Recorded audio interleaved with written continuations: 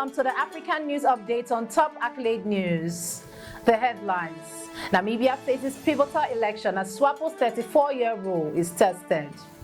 Ethiopia and EU discuss migration challenges. Chinese car brand drive growth in South Africa's auto markets. Ghana faces growing crisis over illegal mining.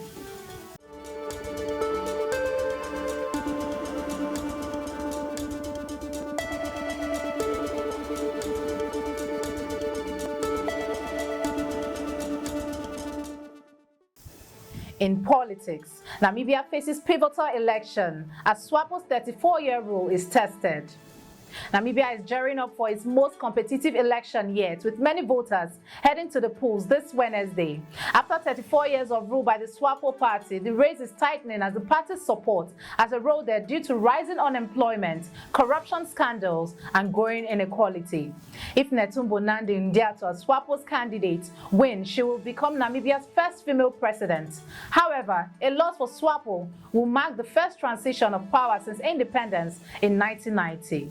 Young voters, who make up for more than half of the electorate, are expected to play a crucial role, with many disillusioned by the country's high poverty and unemployment rates. Political analysts warn that Swapo could face a fate similar to that of other long-ruling parties in the region, like South Africa's ANC, if it fails to address the growing dissatisfaction. Still in politics, Ethiopia and EU discuss migration challenges. Ethiopia hosted a crucial working group discussion in Addis Ababa with the European Union, focusing on the growing migration crisis. Ethiopia's State Minister for Foreign Affairs, Mesganu Aregwa, highlighted the government's effort to address the root causes of migration, including human trafficking, amid ongoing internal displacement due to ethnic violence, economic hardship, and natural disasters.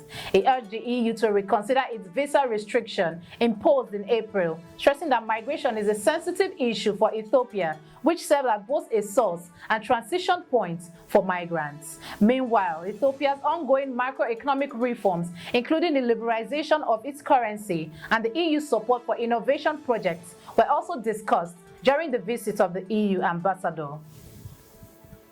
Shifting focus to economy, Chinese car brands drive growth in South Africa's auto markets. Chinese car brands are making significant strides in South Africa, with popular names like Haval and Chery gaining a solid foothold in both mid-range and premium SUV segments. Known for offering well-equipped tech-savvy vehicles at competitive prices, these brands have captured the attention of price-conscious South African consumers, especially in a market where inflation has made affordability key. While challenges such as tariff barriers and concern over long-term durability remain, the Chinese brands are positioning themselves to meet the rising demand of value-driven options. With a focus on innovation and technology, the future of Chinese car brands in South Africa looks increasingly promising. Still in economy, Ghana faces growing crisis over illegal mining.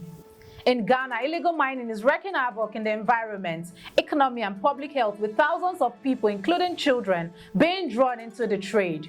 This destructive practice, fueled by poverty and high unemployment, has led to pollution of rivers, loss of farmland, and a decrease in cocoa production, one of the country's main exports. Activists like Felicity Nelson, who was detained for protesting against illegal mining last year, are calling for stronger government action.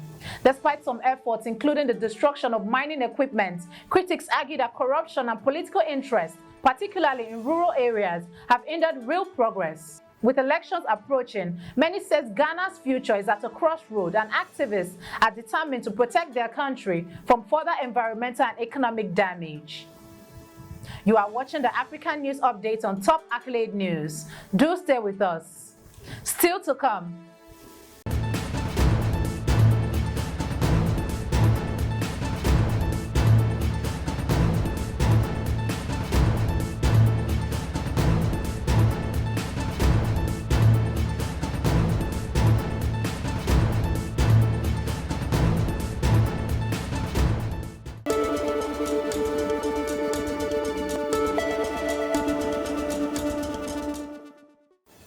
For staying with us. In environment, Zimbabwe joins regional effort to combat illegal fishing.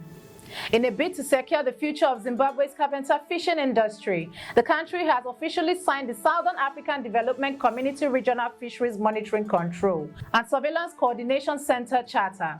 This move sees Zimbabwe become the 13th nation to join the fight against illegal, unreported and unregulated fishing, which has been threatening fish stocks across the region. The carpenter industry, vital to Zimbabwe's economy and supporting thousands of livelihoods, faces challenges from overfishing and declining fish sizes. Minister of Agriculture, Anshas Masuka, emphasized that effective regional cooperation is essential for the sustainable management of fisheries in Lake Kariba and beyond. Moving to international relations, United Nations urges increased funding for Sudan's 2025 humanitarian response. The United Nations top humanitarian official, Tom Fletcher, is calling for increased funding for the Sudan's 2025 humanitarian response plan following his visits to the country. During his first visit since taking office, Fletcher met with Sudanese officials in Port Sudan to highlight the country's severe humanitarian crisis exacerbated by ongoing conflict and displacement. Despite a shortfall in donor funding for this year's plan, with only $1.52 billion of the requested $2.7 billion received, Fletcher emphasized the need for greater international support to address the escalating needs, particularly for the 25.6 million Sudanese facing hunger. The United Nations is expected to announce its response plan for 2025 in December. In entertainment, Ghanaian socialite Afia Owusu declares she's born again. Ghanaian socialite Afia Owusu has revealed a major shift in her life, announcing that she is now born again and fully dedicated to Christ-centered path. Efia shared how her search for love and fulfillment in worldly desires has been replaced by a deep connection with Christ. She explained that her past actions were driven by good intentions, and she now lives with a belief that what God has planned for her is far greater than the labels society has placed on her.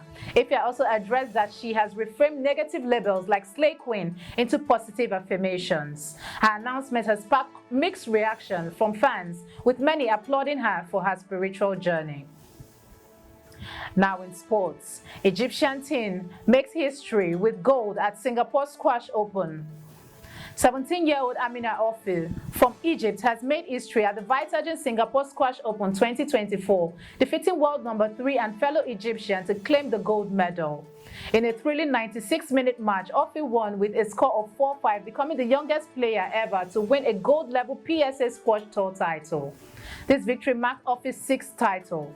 In the men's title, Egyptian Ali Farag also triumphed, winning his 2nd consecutive title with a remarkable comeback against Peru's Diego Elias, securing a 3-2 victory in 70 minutes. Squash continues to be a dominant sport in Egypt, with the nation producing world-class players for years.